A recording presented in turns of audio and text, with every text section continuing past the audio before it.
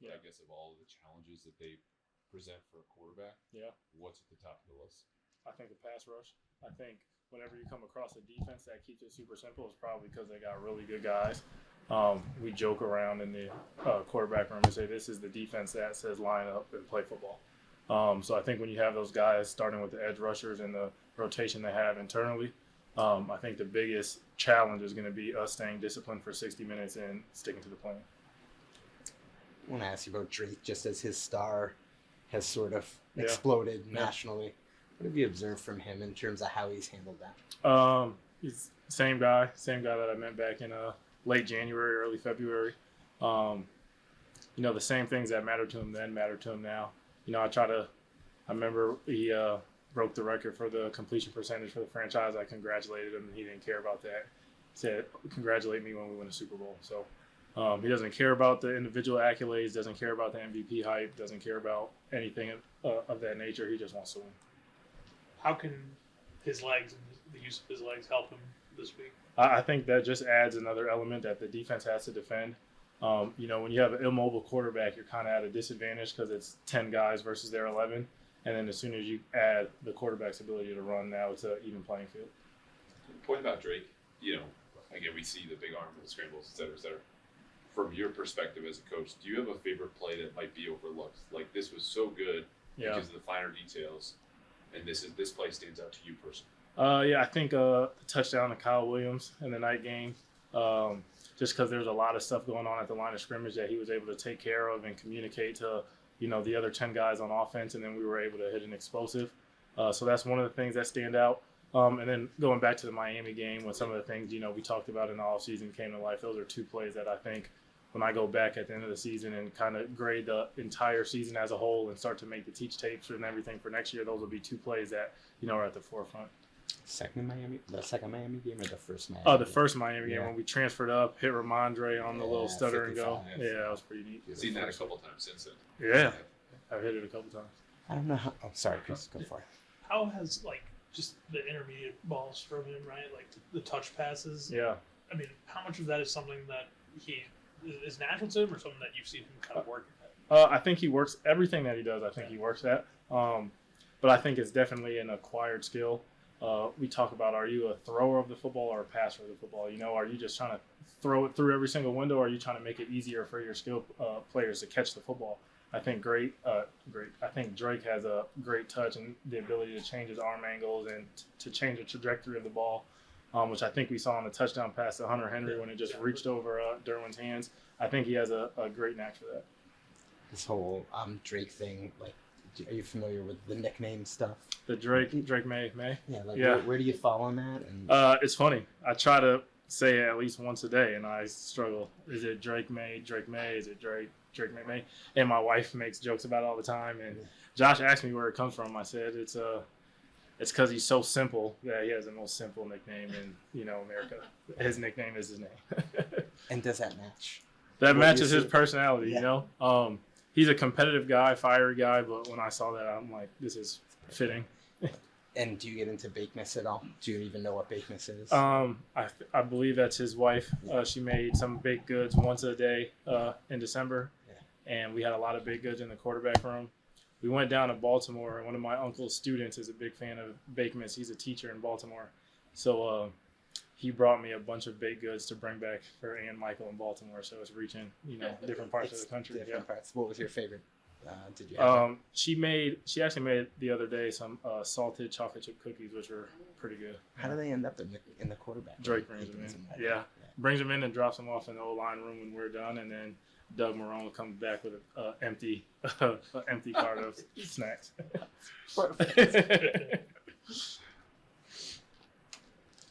Thank you.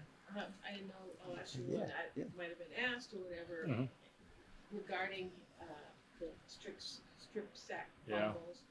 Are those?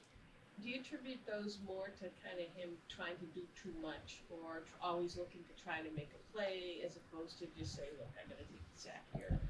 Yeah, I think some of those, every turnover, every strip sack falls into its own unique category. I think every play turnover has a life of its own and how you describe it. I think some of those are timed up when he's in his throwing motion, about to get rid of the football, and a defender makes a play. There's sometimes when, the defender's swat at the football just is an inch to the left or an inch to the right, and we avoid it narrowly. It's something that we talk about often, about, when you feel the pocket collapse and trying to protect the football, but sometimes when you're in the middle of the throw motion and you're about to let it go, it just, sometimes happenstance. Is there a big difference between ball security in the pocket versus out of the pocket, the way that you teach it, or just like the way younger players go about it that you've seen? The biggest difference out of the pocket is now that you are super aware and your mindset kind of changes once you're a runner in the open field. So now you start talking about the same ball security drills that you talk about with running backs, the 5 points of context, high and tight, iron claws in traffic. And Drake is a very mobile quarterback, so we talk to him about when he breaks the pocket. In the pocket, it's about, maintaining a firm grip in the pocket, 2 hands on the football, stepping up, protecting it, being able to move with it, excuse my language, chest to chest. But sometimes once you get into your throwing motion, there's almost nothing you could do once you've decided you're about to let it rip. Josh facing his younger brother this week, yeah. Does that come up? A little bit. Yeah, a little bit. There's some friendly banter going on between Drake and Josh and, the McDaniels war, but we try to make it about us and what we're going to do, and we try to stay focused on Drake playing well on Sunday. When you say Drake is in there, is he like talking trash, saying? Yeah, he's trying to get Josh riled up a little bit. Oh. And Josh is a very competitive person himself, so I think Drake tries to nudge him a little bit, which is fun for the room. How much are you embracing this just in your own NFL journey to be in this position? I don't take it for granted, but I haven't sat back and thought to myself about what's going on. I've just tried to stay focused on the day and try to dominate each and every day. I think at the end of the year, I'll take a step back and kind of realize this season for what it was. But I think right now the job isn't done, so we're continuing to work. Ashton, what has this season taught you, I guess, as a quarterbacks coach? Because I think from the outside, expectations have changed so much from the team that all came together, coaching staff, new players, second-year quarterback, to now being one step away from the AFC Championship game and 2 steps from the Super Bowl. Yeah. I think the biggest thing is you set the expectations for yourself and don't let the outside world set the expectations for you. We had lofty goals when we got here in the spring, and maybe everybody wasn't cut onto that, but we continue to push Drake, and Drake continued to push us. He wanted to get coached at a high level. He wanted us to continue to push the needle. And I think we're seeing the results of that now. Sorry if you were asked this already, but how do you guys kind of coach Drake on finding that line between playmaking versus protecting the ball, because he's such a good playmaker? Yeah. But, it must be a hard line to walk, I'm sure. I think what you have to do is you have to make it a conscious decision for him and have him continuously thinking about ball security. Like, when you have a player of his caliber with a skill set that he has, there's some out of structure plays that happen that you just want to make him aware of and thinking about, but you don't ever want to paralyze him and take that part of his game away. So I think it's just, showing him what his blind spots are, what the weak spots are. When we watch the tape, show him, what could have went wrong, or, just showing him the different angles. Because when you're a quarterback, you don't have eyes in the back of your head. But as many times as you can watch the tape and you see the defensive end taking the corner on Will if it's an open edge and, something ends up happening, I think the more times you can show him what is happening around him, I think the more he thinks about it. Ashton, from an offensive perspective, this is a question about the defense, but just when you see the variety of blitz looks, like, for example, they show Sunday and you see in practice, what about those strike you as being kind of problematic or challenging? You know what I mean? That the outsider might not see. I think it's just the disguise, and when defenses make one thing look like something else, and when they get back to that later on in the game, I think that can be a little bit challenging, just because you get set into certain patterns maybe, or they've shown you something and got you into a rhythm, and when they change that rhythm, that could be a little bit challenging. So I think those are the biggest things right there. Thank you. Thank you, guys. Appreciate it. Thanks, Yeah. I'll just ask, it seemed like the Chargers putting a lot of attention on Steph last week, dropping guys off the line of scrimmage. Have you seen that happening more lately? And if that's something Houston does, how can you guys kind of combat that to get him going? I think sometimes it shows up situationally. Teams can study where you have a certain player or, where he's targeted a lot. And so you always have to be ready for those kind of adjustments. And you can handle that a lot of different ways. You can put different guys in that spot to run those routes, or you can move to it different ways. A lot of different ways you can try to hide what your intentions are. How do you think he's been handling the kind of added attention? Steph? Yeah. Defensively added attention? Yeah. Yeah, I think he's doing a great job. I think he's winding up where he's supposed to be in the big picture puzzle, and if he runs his route the right way, it might mean that somebody else is open and they get the ball. And he knows that if that leads to us scoring points and winning, then we get to keep playing. I'm curious. I know Mac's on IR, but has he been involved like the past couple of weeks, or has he tried to stay involved, or you try to keep him involved? Yeah, absolutely. He's around in all the meetings, and we talk a lot about things that he might see with the upcoming opponent. He's been helping Efton with some stuff, so he's definitely staying around and involved. Mm-hmm. Do you see him if you guys advance? Possibility of seeing him again on the field? Honestly, I don't look past what's right in front of me at this stage in the season, so I'll handle that as it comes. If they tell me he's available, then I'll be excited about it. Mm-hmm. Houston's right in front of you. What do you think of their defense and secondary? I think they're extremely talented. I think they're extremely well coached. I've known Matt Burke for a long time. We spent 5 years together in Detroit. He's a close friend, and I admire what he's done with the defense. They play with a personality and a charisma and an attitude, and you see it every single down. And so we're gonna have to bring our hard hats, and we're gonna have a good test in front of us. I think Kayshawn mentioned you guys expect them to maybe play a little bit more man.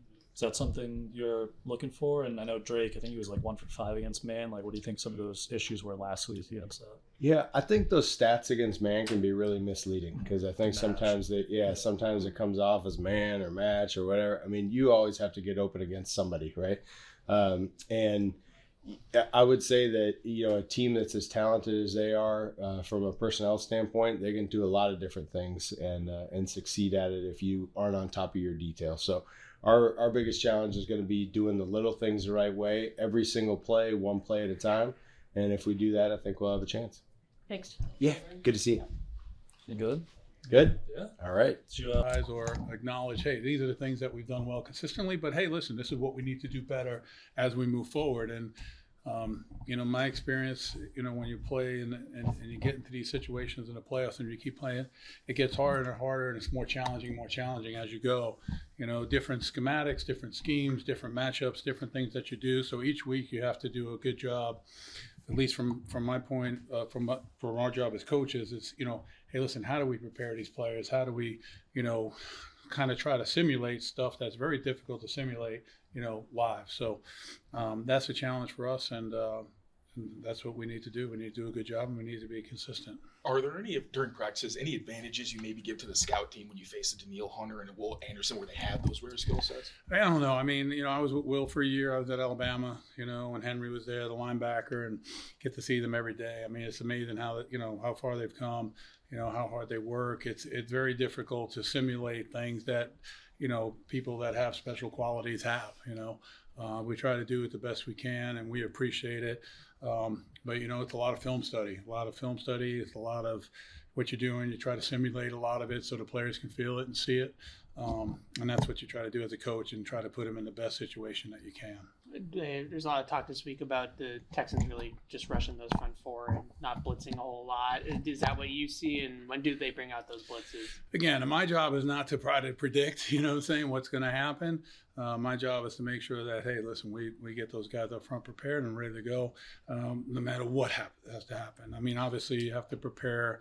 We as coaches, what do we always do? We always over prepare. If you it's like me, ask anyone in my family, if we're taking a family trip, I'm the one that has all the extra stuff, the camping gear and everything like that. So, and just do the best job, because, you really have to be able to go into these games, and, you may think you have a feel of how a team's going to play you. It may change. It may change for a quarter. It may change for a series, and you have to be able to go back and forth and have that type of mindset. So you really do have to be ready for any situation that could come up that way. You've been around for a while now. Mm-hmm. Social media is out there and everything else. What do you think of your left tackle saying, I don't give a bleep about what anyone says about me? I'm a perfectionist. I'm hardest on me. I mean, he is hard on himself, I will say that. But again, I can't speak for what he said, and what he does. I think people, when they say things, they have to stand by it, and they're the ones that have to explain it. I really don't know that. I mean, I'm probably the anti of, being social, not because I don't want to, because I actually do enjoy it. My children have to tell me and show me how to do all that stuff. So it's tough. Plus, I really don't have enough time right now. I'm looking forward to it. But how much about from the same thing of Will being like almost like a closer in baseball, a goalie, that they got to put the last play behind them and quickly move on to the next play? I mean, I used to think about that a lot of times. I think as a player, what I try to coach in a player, not just Will, but everyone, is that, hey, listen, it's never going to be perfect. You're trying, you're doing that, and you're going to go. And a lot of times in my experience, having done this for a while, I've always felt that the players that were able to, maybe something doesn't go right or make a mistake, they're able to gain that knowledge to say, okay, this is what happened. This is not going to happen again. Move on to the next play.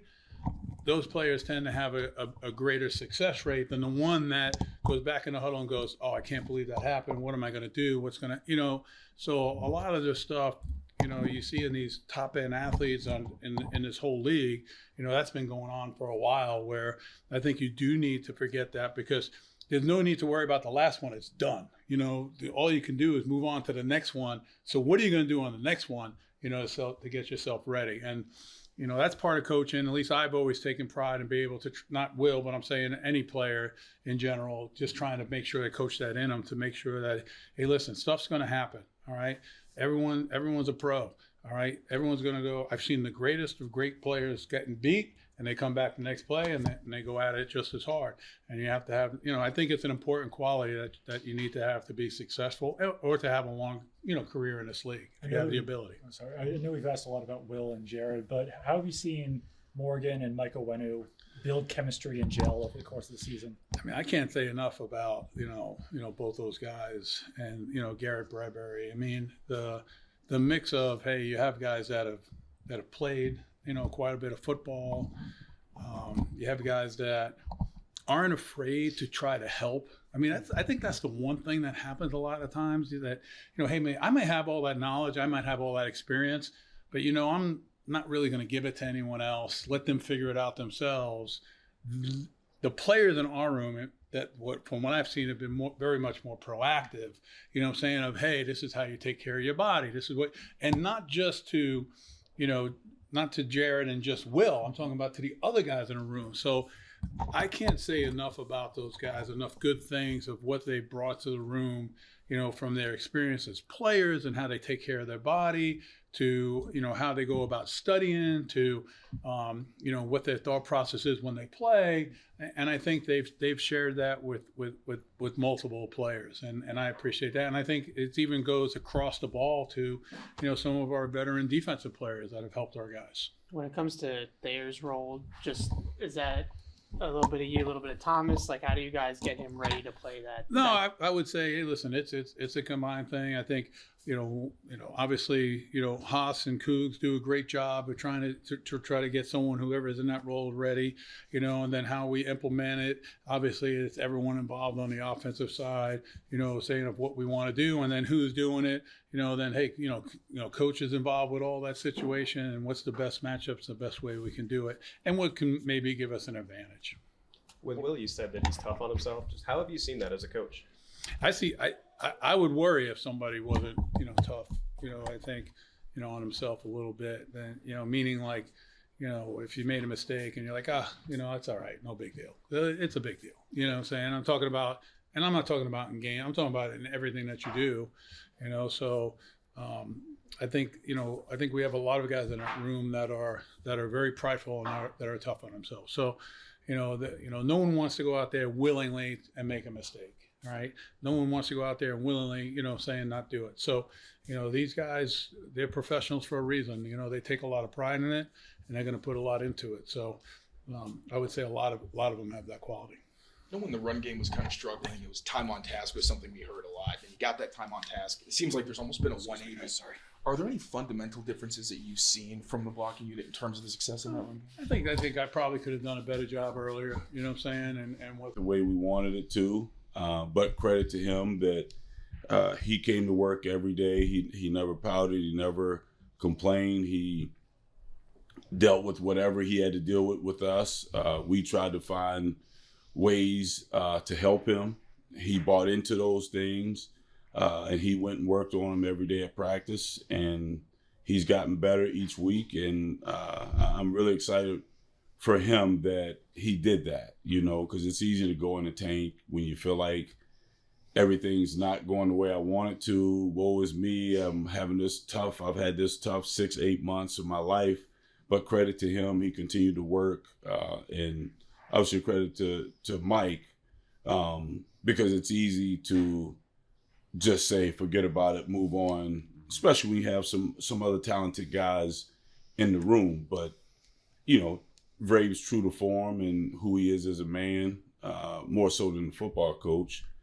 Understands second chances, understands that just given an opportunity, we'll see what happens with it. And, again, all the credit goes to Ramondre that he continued to work and come out to practice every day, every meeting focused and try to get better. One of the things, real quick, I'm sorry, there's one more question on that. One of the things that Josh talked, it's perfect. I really appreciate that.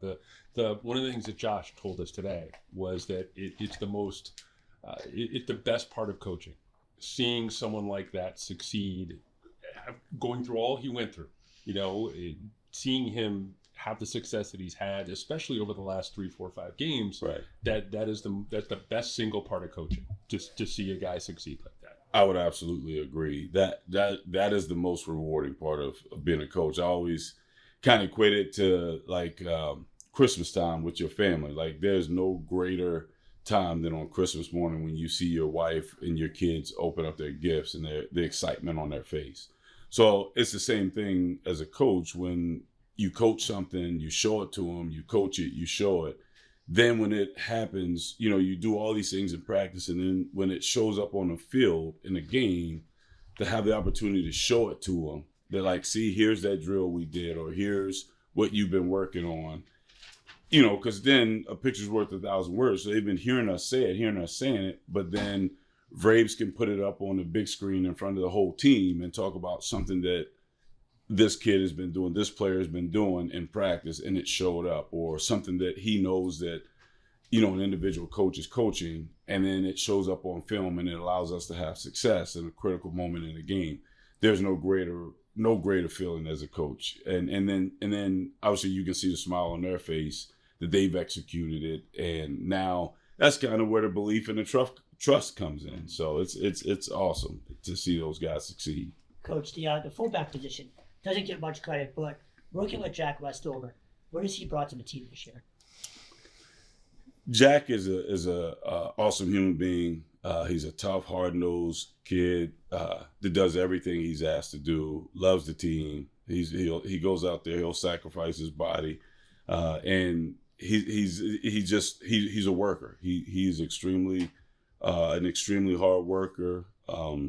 He hangs on every word on Thomas and Josh's every word, and then our guys in the backfield love him because they know he's going to lay it on the line every time he goes out there.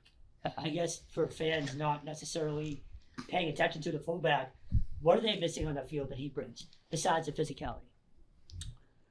Well, I mean, the fullbacks, it's kind of an offensive line, kind of the same thought as an offensive lineman. They do a lot of dirty work that sometimes doesn't get noticed until something bad happens. Well, again, so that toughness, that physical mentality, and again, just the willingness to do whatever he's asked to do and whatever it takes to help us be successful. How you doing, How you doing? Tyler, by the way. How you doing? Nice to meet you. We actually talked on the phone about Chig back in your Titans days. Oh, okay. A couple years Okay. ago. Yeah. But Ramondre, obviously he's been through a ton off the field, on the field. But like at that point in the spring, you were there for him. How was he able to kind of blast through that moment in life? Or maybe he never really can, but in that period, how do you think he was able to get through it? I think I'd rather let him answer that for himself, because I'm not in his mind. I don't know that you can ever get through it. I haven't lost my father, so I can't quite answer that for him, but all we can do is what we did and try to offer support. And he did a great job communicating. So I think that communication with us here, with Mitch, myself, Braves, Frank, his teammates. So I think him just knowing that he has people here to support him through a tough time. I mean, like a lot of us, if you know you have support and people care about you more than being a football player, that this is important to us and your health and your mental health and how you're doing. I think that helps. And then ultimately he has to answer what he can provide that answer to you, how he dealt with it from there. So. Well, maybe it's the last question, guys. And just like the actual football too. I mean, there were some tough times early in the season. I mean, you guys stood by him. I mean, you had his back. You know, like, it can go the other direction. You see that often in football, where that gets you in the doghouse. Why not? Like, why did you guys stick with him through that all? Because he's a great kid, and you can tell. We could tell from the day we got here and the day I met him that he loves this team. He loves this organization, and he'll lay his body on the line to do it. And then, although there was a fumble, there was other opportunities in the game that he could affect the game, and he did not let that fumble keep him from being a great teammate.